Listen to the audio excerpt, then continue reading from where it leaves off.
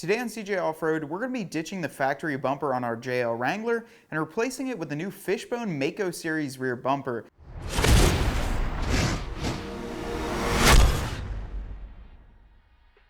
Now, this bumper is made at Fishbone Offroad out of 3/8" plate steel, and it looks a whole heck of a lot better than the plastic bumper that comes equipped on your JL Wrangler.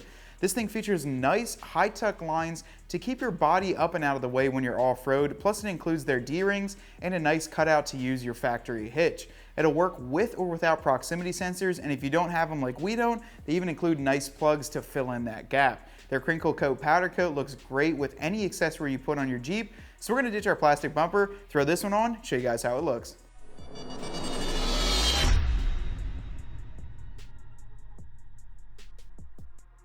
First two bolts that we're going to remove are on the passenger side. You're going to use a 21mm socket to pull this lower and upper bolt off.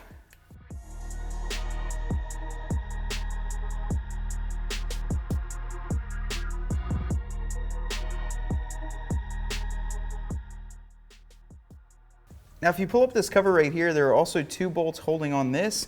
We're going to use a 16mm ratchet wrench to get those off.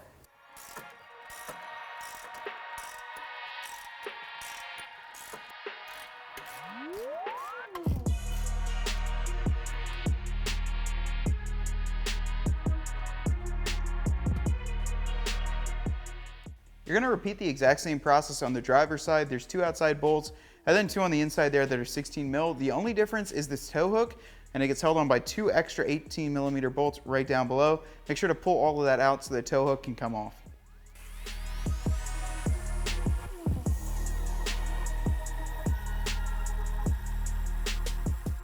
All right guys, everything is disconnected. I'm going to try and just remove the bumper.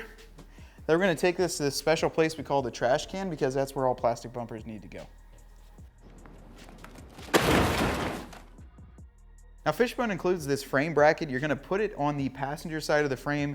This is the only bracket you need, and they only include two bolts. So all the rest of those larger bolts that you pulled out, there's two on the outside and then four over there, those are all going to remain used. So basically just slide this in like so, and it'll line up with the two holes underneath.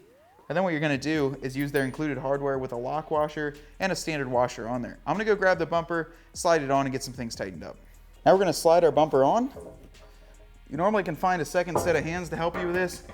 However, today, I'm just going to do it myself. Once it sits on there, it's pretty solid. We're just going to go around and tighten down all the larger bolts on the side and then those two underneath.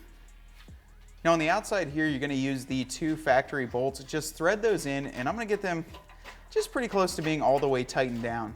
When I lower the Jeep on the ground, because this is slotted on the top and the bottom, I'm actually going to measure the distance between the body and the bumper up top to make sure it's completely even and it looks really nice and isn't touching anything. So these are all going to take, an 18 and then a 21 up here, and then on the other side, I'm going to put the two stock up top and then two stock down below, then we'll go down and measure it. So what I'm going to do first is tighten down these two lower bolts. That way it sucks it upwards. Once again, not completely tightening this down because I'm going to adjust the bumper to make it look perfect up top. So just get these hand tight. You can push up on the bumper, and then as you can see, you can just slowly tighten it up.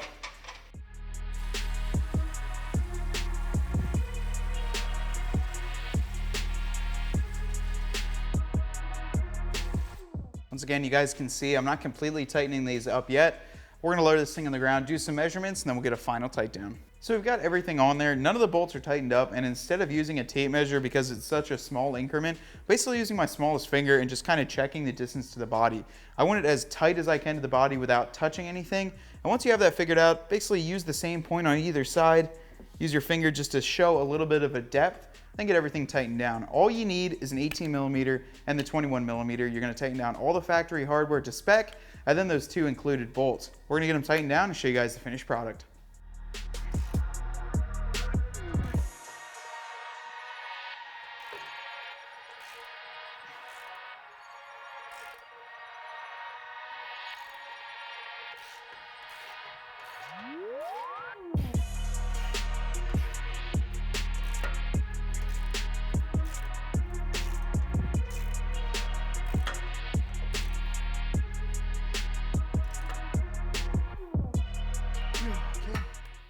That's it. It's all tight.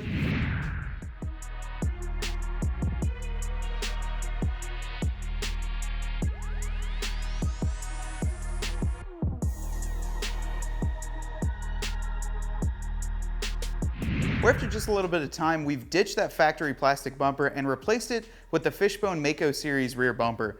I gotta say guys, I'm really happy with the way this rear bumper looks. The construction as well as just the generic shape of it really make a nice, clean, and simple bumper on the back end of your JL. I wasn't a fan of the plastic bumper, and even the Rubicon steel bumper had some issues with rubbing the body and not really being great off-road. I really like the fact that this utilizes the factory bolts, and overall it's only going to take you about an hour to install this and have your Jeep looking great from the back end. Now we've got a couple other Fishbone products we're going to install on our Jeep, so make sure you stay tuned. And to buy any of the products we talk about here at CJ's or to check out more great parts for your Jeep, be sure to check us out at cjponyparts.com. Hope you enjoyed that video. To stay up to date on our CJ Off-Road videos, make sure to subscribe up top here, and for any other installs, make sure to click the link right above.